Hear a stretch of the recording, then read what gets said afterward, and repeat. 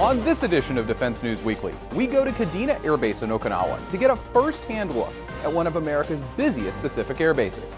We'll also hear from top leaders at the Munich Security Conference and hear the incredible story of one daughter's journey to Vietnam. With in-depth interviews, up-close video, and leading analysis, this is Defense News Weekly.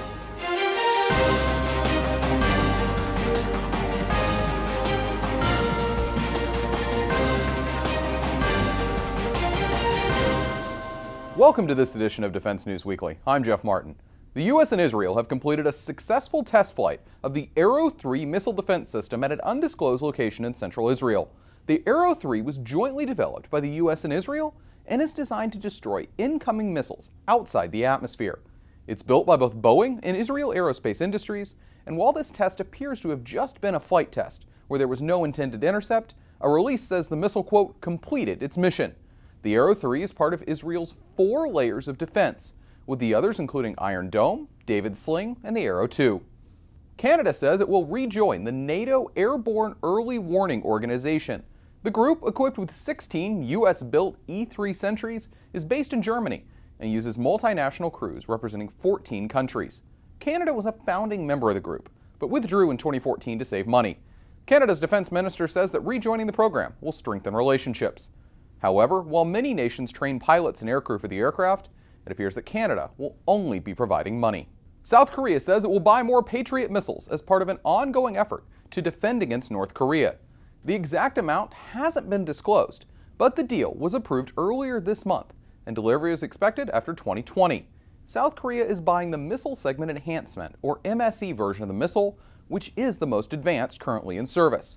Defense News visited Kadena Air Base in Okinawa recently. It's one of the busiest air bases in the Pacific, and while visiting multiple squadrons and learning about their missions, we met with the base commander, Brigadier General Case Cunningham, to get his take on Kadena's role in the region. This particular base is a key power projection platform in the Indo-Pacific. Brigadier General Case Cunningham leads the 18th Wing, one of the largest wings in the Air Force.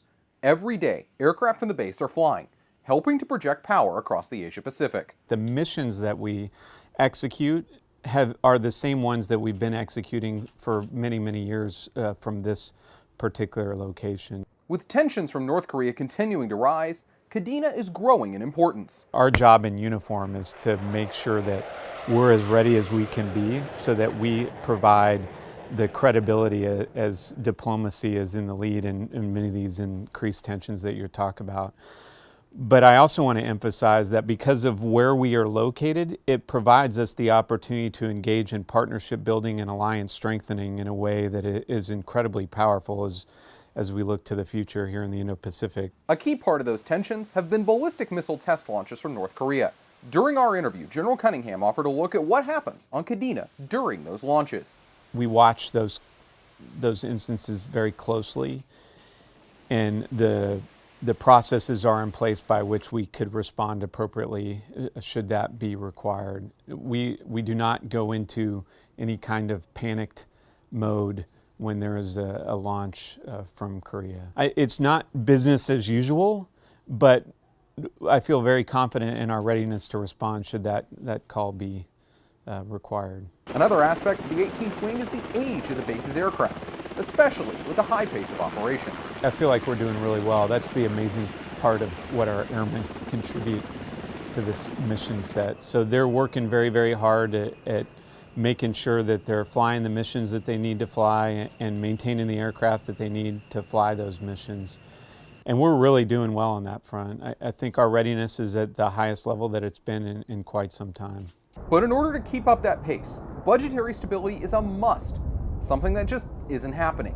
But despite that, General Cunningham is confident that Kadena's airmen will continue to accomplish their mission.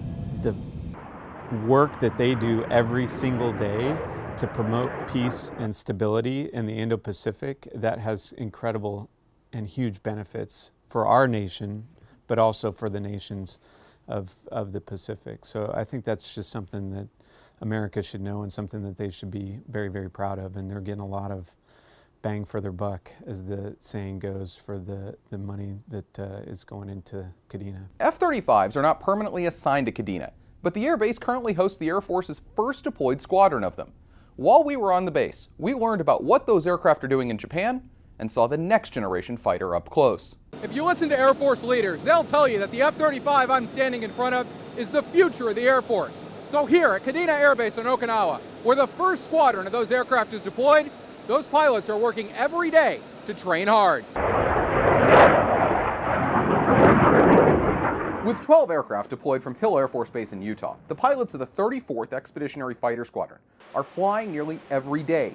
And for many of them, it's a unique experience. Absolutely incredible to be a part of it from the very beginning.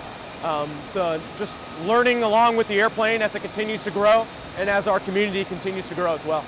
The F-35 is on Kadena as part of a theater security package designed to show American strength in the Pacific. And the aircraft have certainly been busy.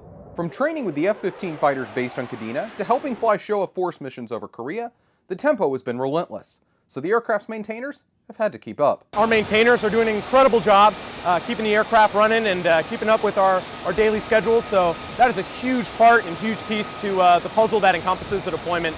And by and large, everybody is doing a phenomenal job. And while the missions have been varied, the majority are training with the F-15s based on Kadena, helping to develop future tactics for combining the older, air superiority-focused F-15s with the fifth-generation capabilities of the F-35. We actually work together very well. Obviously the tactics are a little bit different based on the priority and how the aircraft are designed, but working together, it actually does increase our lethality quite a bit. So I like working with them a lot. It's improves our game quite a bit, I'd say. Another unique aspect to the deployment is the different flying environment. While the home for these aircraft, Hill Air Force Base in Utah, is landlocked, Kadena sits on an island, allowing for much different training with many types of aircraft. So it's a little bit different, right? Like with anything, showing up in a new place provides some opportunities for learning with the support assets that are here at Kadena. But by and large, it's been an incredible experience, and our hosts have been awesome. In the U.S., the F-35 has faced criticism over its abilities, particularly in aerial combat. But the aircraft's pilots tell a different story. I would just say that it really is an incredible aircraft. It's very capable, and I would just say that we're very lucky to have it as a part of the United States Air Force's list of aircraft. The 34's deployment is about halfway done, but when they return home, it's likely that other F-35s will be rotated throughout Kadena and the rest of the Pacific. Another mission on Kadena Air Base is combat search and rescue. While on base, we visited the men and women who fly those missions as part of the 33rd Rescue Squadron. Here's a look at how they, even with aging aircraft, get that job done. The ramp here at Kadena Air Base in Okinawa can be a busy place, filled with airplanes. But there's also helicopters too, and they belong to the men and women of the 33rd Rescue Squadron. And their mission is simple: save lives. That's one of the reasons I was really drawn to this career field is while a lot of the military people think is focused on taking life, our job is to always save it. Captain Chris Allen is a flight commander in the 33rd Rescue Squadron. He flies the HH-60G Pave Hawk, a highly modified version of the Black Hawk helicopter. His squadron's mission is to find and rescue downed pilots and aircrew, wherever they are. Because of that mission, the rescue community plays a big role in the Air Force, but the pace is quick. We get stretched in a lot of different directions sometimes, but at the end of the day, we're a small unit. In fact, right now, one half of the 33rd is in Afghanistan, supporting operations there. And to top it off, the squadron's aircraft are showing their age, with some having structural cracks and others needing extended maintenance. Despite those issues, the squadron is doing everything they can to be ready, because they know that when they're needed, someone's life is on the line. I don't want to say it's a good feeling, because it's never a good feeling, right? This is one of those jobs where it's kind of, you practice a lot, but you hope you never have to use it. But at the end of the day, like if that does happen to some guy, God help him, at least we're there. But how does a rescue actually work? First, once the call comes in, the helicopters take off to go find the downed crew. But sometimes they're out of range, which is where C-130 tankers come in. We're the boom operator on the helicopter refueling side of things, so our job is to do the plug. There's nothing really the C-130 can do to help. So the sole responsibility lies on us to make sure that we get that gas. And what also often makes it challenging is the limits that we're operating on. So oftentimes the C-130 is going about as slow as he can go before he falls out of the sky, and we're going about as fast as we can go.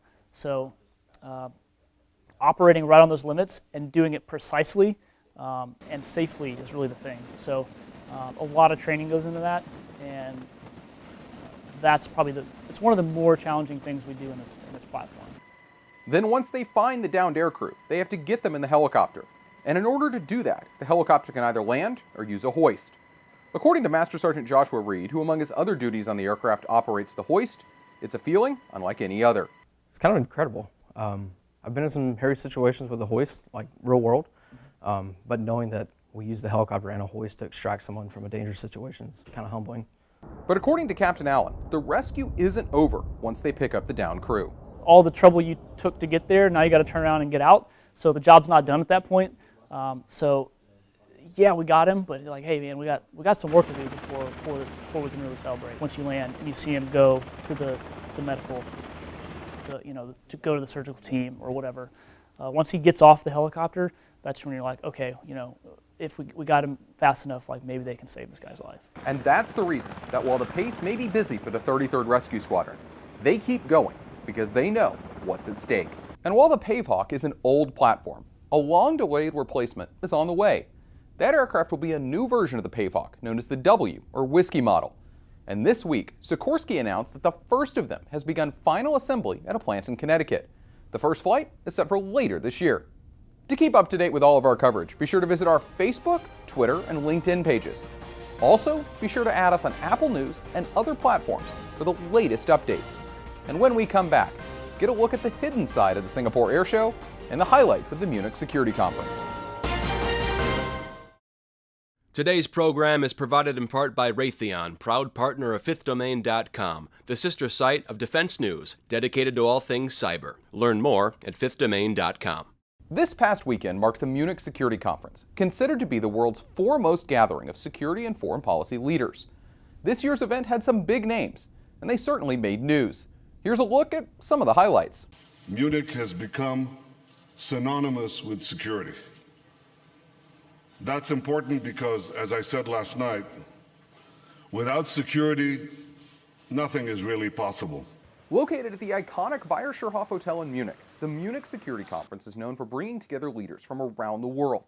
And the 2018 edition was no exception, especially with the shadow of President Trump looming over the event.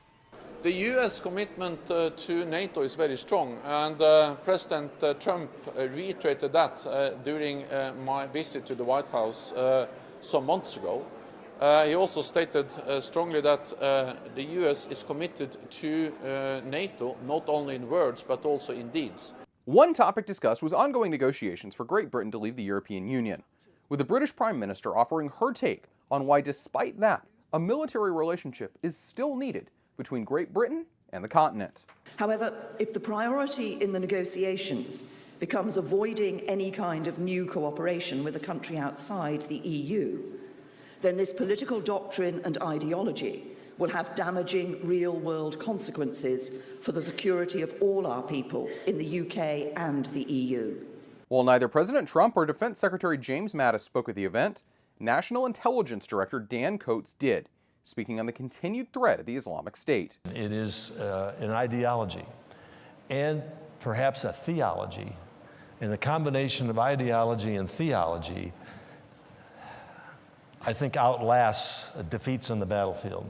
One key topic that saw debate was the Iran nuclear deal, with one of the architects, former Secretary of State John Kerry, strongly defending it. It's absolutely critical for Europe, for the world, to make sure we hold on to this agreement, because to go backwards, we know what the world looks out without the Iran nuclear agreement. It's not a better place. But the deal was also criticized by some, including the Saudi Arabian foreign minister. The JCPOA has flaws that need to be fixed. We believe that the sunset provision needs to be eliminated. Iran cannot be allowed to have unlimited enrichment capabilities 8 years or so from today. And perhaps one of the harshest critics was Israeli Prime Minister Benjamin Netanyahu. The nuclear agreement with Iran has begun the countdown to an Iranian nuclear arsenal in little more than a decade. And the sanction relief that the deal provided has not moderated Iran. It's not made them more moderate internally, and it's not made them more moderate externally. In fact, it's unleashed a dangerous Iranian tiger in our region and beyond. While at home, Netanyahu is facing a possible indictment on corruption charges. He embraced the spotlight at the Munich conference, especially when it came to a recent incident where an Iranian drone was shot down over Israel, leading to airstrikes in which an Israeli F-16 was also shot down. Here's a piece of that Iranian drone, or what's left of it after we shot it down. I brought it here so you can see it for yourself. Mr. Zarif, do you recognize this? You should. It's yours.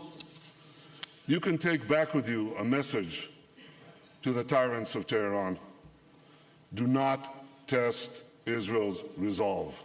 But Iran's foreign minister, Mohammad Zarif, had a simple response during his remarks later in the event. You were the audience for a cartoonish circus just this morning, which does not even deserve a dignity of a response. To see more coverage of the Munich conference, visit defensenews.com. There are two big armored vehicle competitions going on right now in the U.S. military, and Singapore-based ST Engineering is competing. While Defense News was in Singapore for the Airshow, we caught up with ST about their entries for both the Army and Marine Corps. Now, even though I'm standing at the Singapore Airshow, we're still talking about land vehicles here, specifically two from ST Engineering. Now, one over this shoulder could be for the U.S. Marine Corps, and the other over this shoulder could be for the U.S. Army. Two of the highest profile armored vehicle programs right now are the Amphibious Combat Vehicle program for the Marine Corps and the Mobile Protected Firepower program for the U.S. Army. For the ACV program, ST is partnered with SAIC, using their T-Rex 2 vehicle. He has got the ability to have very good swimming capability, and yet at the same time able to operate inland operation effectively. It has got good protection to be able to protect our soldiers on the marine inside. While the vehicle itself is an ST product, it's been modified by SAIC for the Marine Corps requirements. Right now it's one of two finalists competing against BAE Systems, and a decision is expected in the next couple of years. The other vehicle on display is a modified version of the next generation fighting vehicle, which will be entered in the Army's light tank competition. For this that you've seen here is a 30mm remote weapon station, but the offering to US Army for the MPF program will be this chassis together with a CMI 105 gun. The Army has identified the Mobile Protected Firepower program as a top priority, and a final selection is expected sometime in the next few years. At most defense shows, small companies often fly under the radar. So while Defense News was at the Singapore Airshow, we visited several of those companies to understand their role in making aircraft fly. There are a lot of big companies here at the 2018 Singapore Airshow, but there's also a lot of small ones too. And as many will tell you, without those small companies, the aircraft here couldn't get off the ground. Virtually almost every aircraft out there, from Boeing, Airbus, Embraer, Bombardier, military planes, so almost anybody that has a plane that's going to have fatigue problems, they'll use our equipment. Richard Heiser works for West Coast Industries, which is one of many small American companies at the Singapore Airshow. Most of those companies aren't household names, but they have a critical role in supplying parts and expertise for larger companies and clients. The Americans here, 111 of them in one area, represents every facet of the industry. From UAVs to small parts to fan blades to aluminum extrusion, it's all here. And I know it sounds cliche, but it's not unlike a shopping mall. What those companies provide ranges widely, from data about individual aircraft to expertise in repairing both the entire aircraft and certain parts. It starts down to the data. If you don't have the data, you can't repair components, you can't overhaul different items of the aircraft. So having the drawings and the manuals is extremely important. But Singapore isn't exactly close to the US. So why do these companies even go to a show that far away? For many, the answer is simple. It's the attendance. The amount of people are here. The location itself allows for a lot of people to come in from different parts of this region.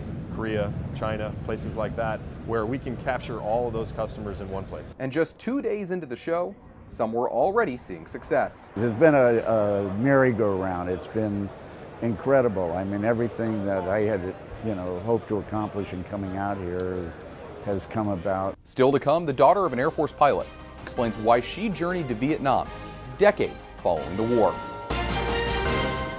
On this week's Money Minute, personal finance expert Jeanette Mack offers her tips on how to know if you have enough saved for retirement.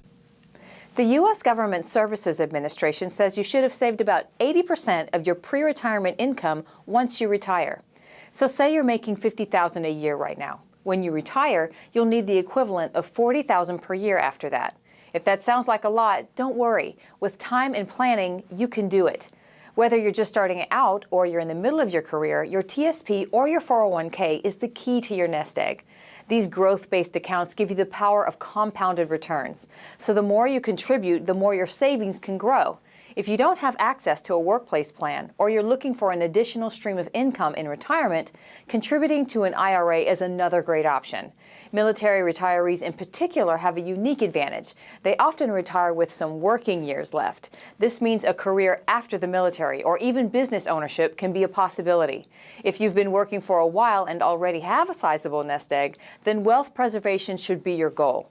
Consider investing in bonds and government-backed securities to reduce risk. While the returns are less, they outweigh the possibility of losing money to risky investments. Check with a financial advisor if you're unsure about reaching your retirement goal. By planning for tomorrow today, your future self will thank you. Thanks, Jeanette. We'll see you next week. To get more defense news coverage, be sure to visit our website at defensenews.com and subscribe to our Early Bird Brief, delivered to your inbox every weekday morning to get you ready to start the day.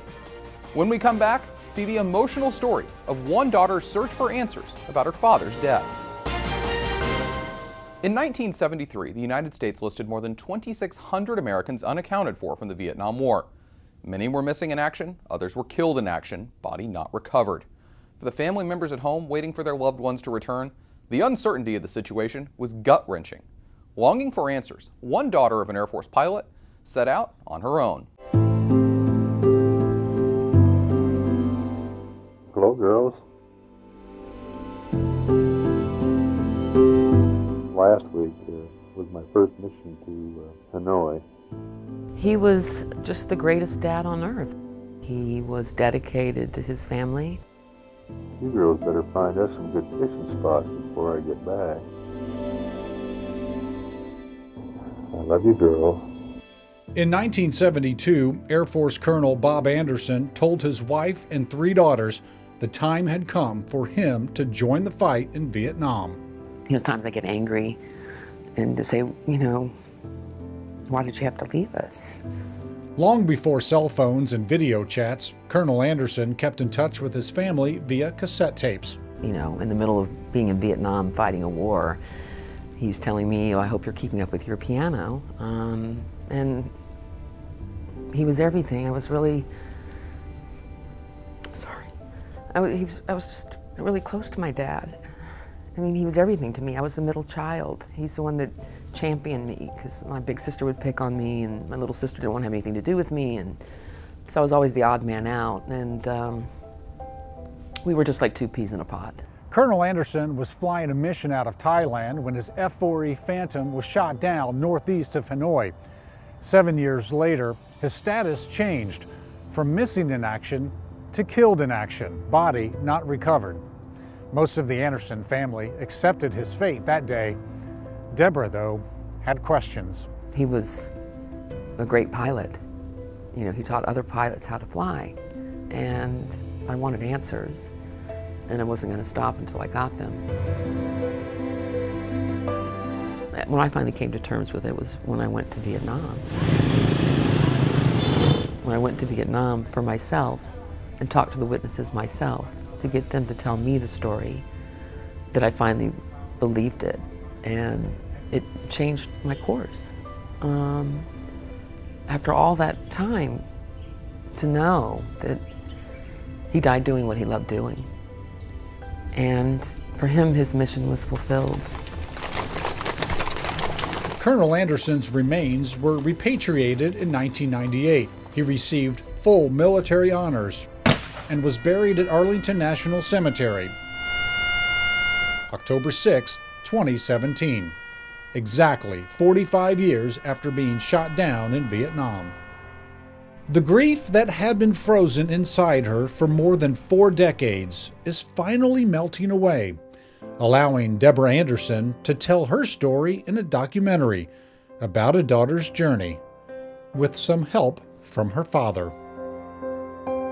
We have conversations. When I'm working on it, because As you saw, the beginning was slides that he took, set to his voice, that were taped in Vietnam. That's how my mom and dad wrote letters back and forth to each other. And in that voice tape, I was always a worrier. And he always said to me, "Don't sweat the small stuff, Deb." And doing this film, there's a lot of big stuff here. And so when I hear that, And Dad thinks you sweat the small stuff. you know, he's with me, and that's what I hear. Don't sweat the small stuff, Deb. You're doing it, and you're doing a great job. I mean, he's with me every step of the way. James Williams, Defense News Weekly. You can find out more about Deborah Anderson's documentary on Facebook. Just search for Vietnam, A Daughter's Journey. And that's all we have time for this week. But if you want to see and read more, be sure to visit our website at defensenews.com. Thanks for joining us, and we'll see you next week.